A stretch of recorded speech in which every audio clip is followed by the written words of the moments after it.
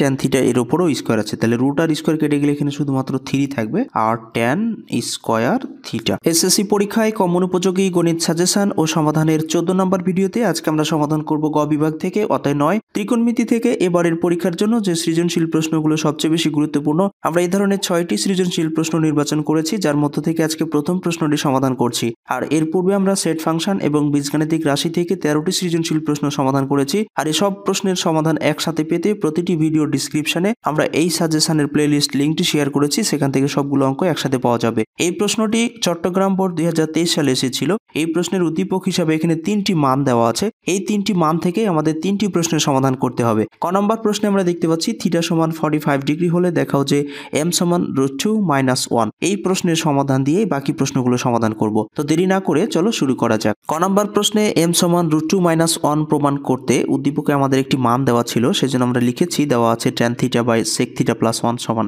m। আর প্রশ্নে আমাদের বলেছিল থিটা সমান 45 ডিগ্রি হলে সেটা প্রমাণ করতে হবে। তাহলে আমরা এখন থিটার জায়গায় এই 45 ডিগ্রি মানটাকে বসাতে পারি। তাহলে উপরে আছে tan আর থিটা সমান বসাচ্ছি আমরা কত 45 ডিগ্রি, আর নিচে sec থিটা সমান আমরা বসাবো 45 ডিগ্রি আর প্লাস 1 আছে রাখলাম, এরপরে m। এখন আমরা জানি tan 45 ডিগ্রি সমান হচ্ছে 1, তাহলে আমরা উপরে 1 লিখতে পারি। আর sec 45 ডিগ্রি সমান হচ্ছে √2, তো আমরা এখানে লিখতে পারি √2 আর এই পাশে আছে কত প্লাস 1, এটা সমান হচ্ছে m। mটাকে আমরা এই পাশে নিয়ে চলে আসতে পারি, তাহলে m সমান আমরা লিখতে পারি √2 প্লাস 1। ডান পক্ষের লব এবং হরকে √2 - 1 দ্বারা গুণ করব। তাহলে √2 - 1 1 এর সাথে গুণ করলে √2 - 1ই হবে। এরপরে √2 প্লাস 1 আগে থেকে ছিল, এটার সাথে যেহেতু আমরা √2 - 1 দ্বারা গুণ করছি লব এবং হরকে, তাই এই পাশে আমরা √2 - 1 গুণ করে দিলাম। এখন নিচে দেখতে পাচ্ছি একটি সূত্র হয়েছে a + b * a - b এর, তো আমরা এটা সমান লিখতে পারবো। উপরে যা আছে ঠিক তাই রাখবো, √2 - 1 আর নিচে আমরা সূত্র করে দেবো √2 এর উপরে হোল স্কোয়ার, এরপরে মাইনাস কত 1 এর উপরে স্কোয়ার দিলেও হয়, না দিলেও হয়। উপরে যা আছে ঠিক তাই থাকবে √2 - 1 আর নিচে রুট আর স্কোয়ার কেটে গেলে এখানে থাকবে 2 মাইনাস কত 1। m সমান আমরা এখানে 2 থেকে 1 বাদ দিলে 1, নিচে আর 1 লেখার দরকার নাই, তাই এখানে থাকছে কত √2 - 1। এটাই আমাদের প্রমাণ করতে বলেছিল, তাই আমরা এখানে লিখে দিতে পারি লেফট সাইড সমান হচ্ছে কি রাইট সাইড, যেহেতু দেখাতে বলেছে তাই শুট দ্যাট। এই ছিল আমাদের এই ক নম্বর প্রশ্নের আনসার। আশা করি তোমরা বুঝতে পেরেছো। এরপরে সমস্যা হলে কমেন্ট বক্সে লিখে জানাবে। এখন আমরা খ নম্বর প্রশ্নটি সমাধান করব। খ নম্বর প্রশ্নে বলছে প্রমাণ করো যে m + n = 2p।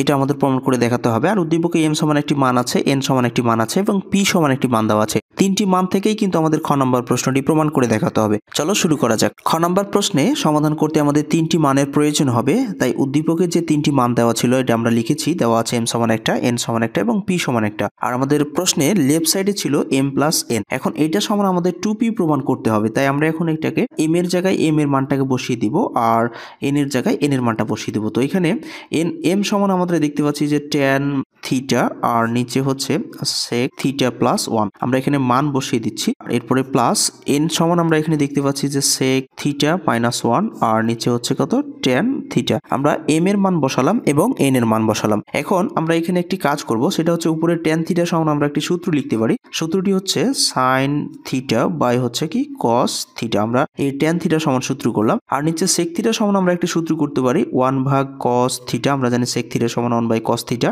এরপরে এখানে 1 আছে, আমরা এটা কি করব প্লাস 1 দিয়ে দিব।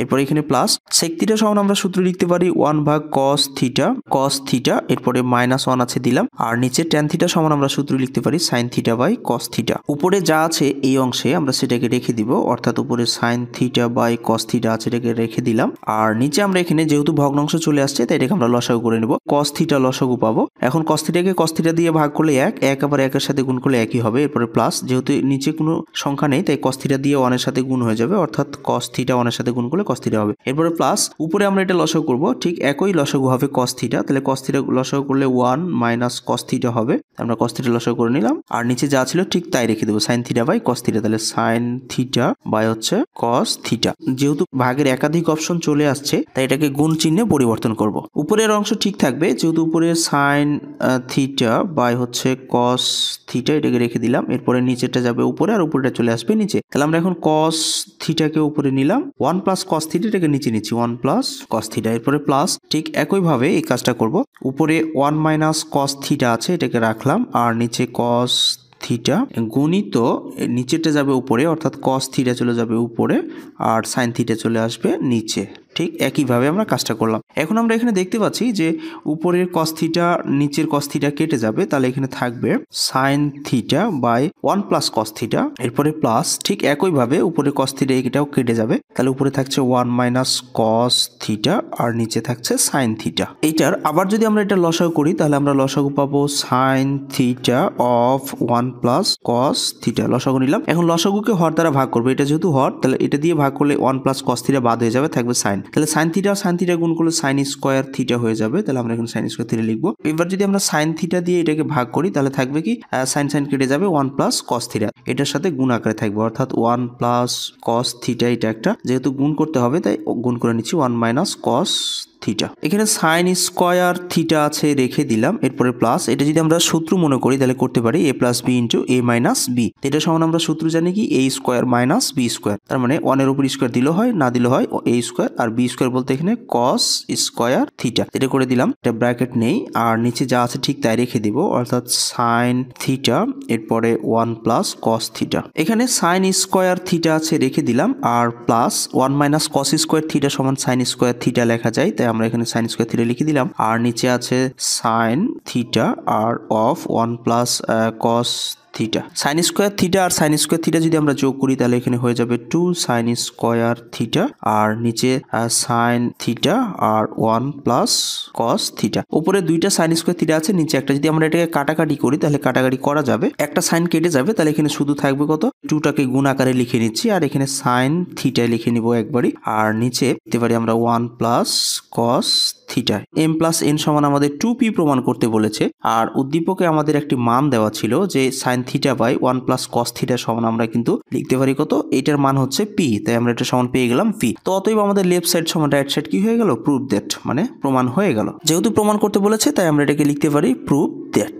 এই ছিল আমাদের এই খ নাম্বার প্রশ্নের আনসার। আশা করি তোমরা বুঝতে পেরেছো। এরপরে কোনো সমস্যা হলে তোমরা কমেন্ট বক্সে লিখে জানাবে। এরপরে আমরা এখন গ নাম্বার প্রশ্নটি সমাধান করব। গ নাম্বার প্রশ্নে বলছে m সমান 1/√3 হলে থিটা এর মান নির্ণয় করো। থিটা হবে সূক্ষ্মকোণ, অর্থাৎ 90 ডিগ্রি অপেক্ষা ছোট হবে, যে মানটা আমরা থিটার বের করব সেটা। তো চলো শুরু করা যাক। আর এখানে আমাদের m সমান একটি মান দেওয়া আছে tan theta by sec theta plus 1, এই মানটা থেকেই আমরা এটার কি করব, বের করব।